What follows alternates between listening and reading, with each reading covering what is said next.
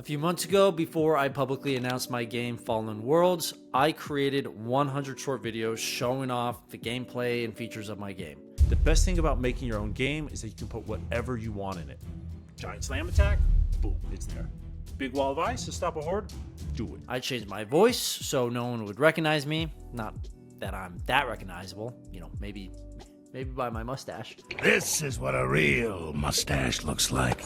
But I posted these videos on every major social media platform: TikTok, Instagram, YouTube, Facebook, Twitter, and even Pinterest. Why did I do it? Well, I wanted to put myself in the average indie developer's shoes and see how successful I could be with the most common strategy that developers use: short videos on social media. And you know what? It sucked. I got maybe 5 wish lists from all of those videos and 200 and something total views. Not perfect data, since I don't really know how well they did on Pinterest, and TikTok data was giving me a little trouble, but this shouldn't happen, right? Each video is scripted, recorded, and edited. Not my best stuff for sure, but 2 to 3 full days worth of work to make all these videos. What's even crazier is that all of these short videos failing, my first video ever on YouTube in the first 3 weeks did over 1 million views. Went from 0 to 10,000 subscribers just like that. So what's the difference? Why does 100 shorts across 6 different platforms do so much worse than one video on YouTube? And how does someone execute an awareness strategy correctly? Well, first, let's unpack what is an awareness strategy. It's a plan designed to increase recognition and visibility of your brand or your product, which could be yourself. This is Jonas. I'm one half of Grizzly Games. Right? You're building up yourself, you're building up your brand, right? Think anybody that has their YouTube with their own name, right? Cam Stoker, right? So you're building up your own brand. You could be building up your studio, right? So there's many people that have their YouTube channel named after their studio. They're trying to build relevance. They're trying to build brand awareness and value based around their studio name, right? You want to become Blizzard, so that when your game has that studio name slapped on, it's known, right? So it goes past the IP. Or you want to build up the game, the IP, right? That is the other thing you want to build. For the sake of this video, I'm going to just talk about driving awareness for your game, but there is value out of building a brand, whether it be personal or your studio. That said, to be clear, an awareness strategy is not to drive conversions immediately, but it's meant to purely make people aware that your game exists. The goal of this campaign is to start people here at the top of the funnel and direct them down towards conversion. Right? The more you have at the top, the more that will go through the funnel. I talked about the 4 stages in a separate video, but for those that haven't seen it, the 4 stages are aware, care, buy, and share. And I'll talk about these other stages more in depth in other videos. Now, there's all sorts of components to an awareness strategy, but to keep it simple, you need to determine your player base, which just means understanding the demographics of your players, what they like, what they don't like, just understanding what makes them tick. Then you'll need to develop your messaging. Why will players want to play your game, right? How can you convey that information efficiently and effectively to them? Then you'll need to choose your platform. Where will this information be distributed? YouTube, Reddit, Twitter, TikTok, right? Are your players watching this streamer or that one? Right? You need to figure out where they're at. And then you need to create content. This should either revolve around your game or be interesting to your target audience. Simply put, you need to determine who will care about your game, why they will care, where they will hear about it, and how they will hear about it. Right? Now, this all sounds great, and the first 3 steps sound pretty doable. But how do you make content that goes viral? And why can you make content that isn't about your game? How can that be part of your awareness strategy? Let me explain the first question with an example. Right? How do you make content go viral? I built Going Indie, and Going Indie went viral so quickly because of my background. Right? And let me elaborate on this. My background, I've started multiple companies. I've been a professor to help, other entrepreneurs. I've been in this space of business from, corporate when I worked at Google to doing my own companies, whatever it is, right? So I've been in this space for a long time and I really understood it. So I knew this. And then I've been writing a book for years. I've taken Brandon Sanderson's classes. I really understood creative writing and I loved YouTube, right? And so you kind of sit there and you go, okay, I need to figure out how to make really interesting content, right? Something that's going to go viral. Well, it's like, I have this really unique background. Well, I also understand writing really well. And what did I lack? I didn't have this editing. So I found somebody who could help me package and at least edit my videos so that they could be higher quality, since I didn't have that. So I could have learned it, or I could have found somebody. So the real thing is, the reason why it was successful is because I had combined all these things and created a great first video, and that just, the YouTube algorithm picked it up and it took off, right? I got lucky with my first video. There is no question. But Belinda is a friend of mine, and her channel has been taken off recently because she understood her value, right? She understood her background. She understood what she was good at.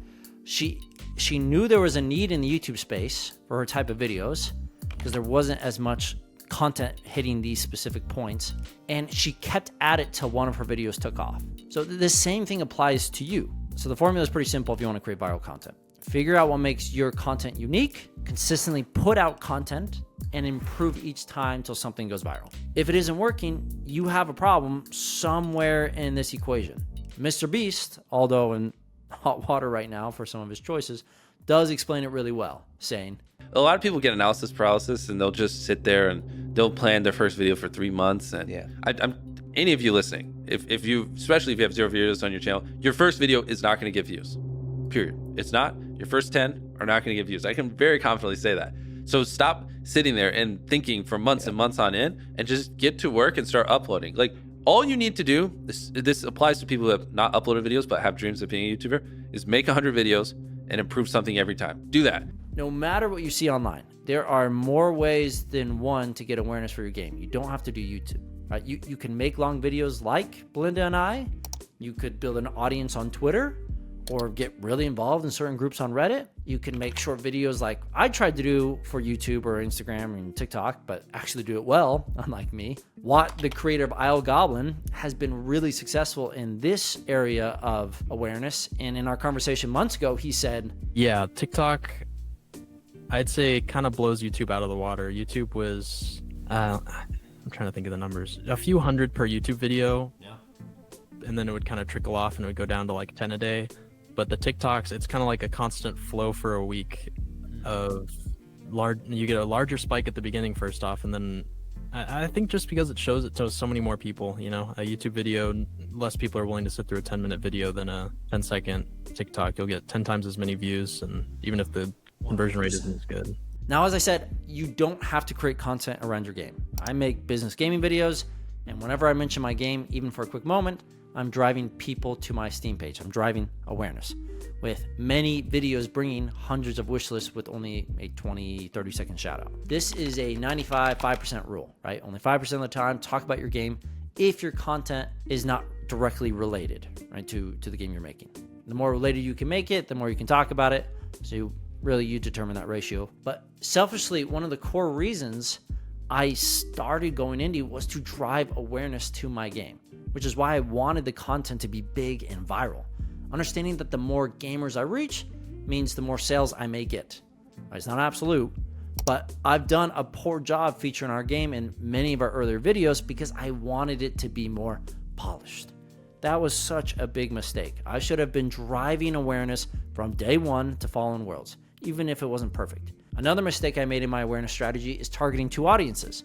I wanted to help developers, but I also wanted to make viral content to sell my game. This caused YouTube to get a little confused on who my target audience was, and is why I started this separate channel. Another mistake I've made is running 3 or 4 companies all at the same time, which is why I'm not always consistent with videos or on Discord or all the things that we do. That's a different conversation, but seriously, like, learn from these mistakes I've made and be better at making content than me. And maybe you're just aren't meant to be a content creator. Maybe you don't like to be in front of the camera. Maybe you just want to make your game and nothing else. That's okay. But you still got to figure out how to get awareness. And those first 3 steps of that strategy, right? You got to nail those. And then you have to persuade others to make content around your game for you. How do you do that? Well, maybe you create an awesome trailer that is intriguing enough that it just gets blasted and shared around. Maybe you have some money to put up a few ads that get some traffic. Or maybe you figured out how to write a really mean email, a message that just is so good you can persuade other YouTubers or streamers or, that great blog to talk about your game. Whatever it is, you need to understand what is in your wheelhouse. create an awareness strategy based around that, and then execute. Once you have a good awareness campaign going, you need to make sure you have a solid consideration campaign. Every step from aware to care to buy to share is vital, but if you don't have a great awareness campaign, you won't trigger Steam or the App Store to share your game, right? It won't trigger it going down that funnel. To refer back to what Chris said on this topic. We use that match in the right spot, we light the fuse, and that detonates the Steam bomb. And so that's what I teach in my marketing is, where do you light? Where's this fuse that you light to get that bomb to go off? Because we do a little bit of marketing and that triggers Steam. So for example, one of the big things you do is you put your game, like a demo or the full game, up to streamers. Like you send it to them, you email them and say, hey, can you play my game? When they play your game and promote it, you're gonna get some visibility. You might get like, the best streamers can get you like 4,000 wish lists from a single video, which is good, but that's not enough to sell your game. What happens here is when you send it to a streamer, they play it, that action triggers some Steam algorithms sometimes if you play the game right. And then Steam says, well, look at all these wish lists that came in today. This game must be good because most bad games never get this much wish lists in a short period of time. I'm going to promote this. And then Steam starts plastering you all over Steam and saying, oh, this game's hot, this game's hot, this game's trending. And then more people see it. So you see, it's kind of like a two-step process. You do some little marketing, and if you do enough, Steam responds and says, we're going to give you the real marketing. So if you really want to nail your awareness campaign, determine your player base, craft your message, select the right platform, and start producing content or persuade others to do it for you. So in conclusion, the reason my 100 short videos failed are because 1, they weren't focused on a specific audience, so the message of each short was for everyone, and therefore it was for no one. Number 2, I just talked about my game and its features in each short. That should be done during the care phase, not the aware phase. So my messaging wasn't targeted and it wasn't right for this campaign. Aware stage should be about emotions and benefits, where the care stage is features and logic. Stop introducing your game as it's a top-down action RPG roguelike. What the hell is even that? Instead, tell players the fun part, the emotional part. And then when they get interested, tell them how the game works. This is basic sales. Benefits, then features. Emotions, then logic. And once you nail messaging and you know who your player base is, don't do what I did and just throw everything at the wall. It's hard enough to find success on one platform, even harder on 6. Make one work. At most, 2. Select the right platform. Which brings us to number 4. Just start making content. Don't make 100 generic shorts like I did. Just make the best video you can, get it out right now, and then do the next one. This is how you create a great awareness campaign and how you get started. And if you want to learn more about the business of video games and become a pro indie game dev, go check out the Going Indie Game Kit. I just soft launched the software, so there's still a lot to add. But if you're serious about being a game dev, go check it out. All the articles are free and for a limited time. The application fee is just $99. A one-time purchase for access from now until the end of time or when the site shuts down. So go make an account and jump on it before the price jumps back up to $299 in a few months. Use the discount code GINDY2024 and use the link below to get to the site. Best of luck, everyone. It really is hard to nail everything when it comes to making a game. I want to be able to help as much as possible so that you can be successful. Thanks, and we'll see ya.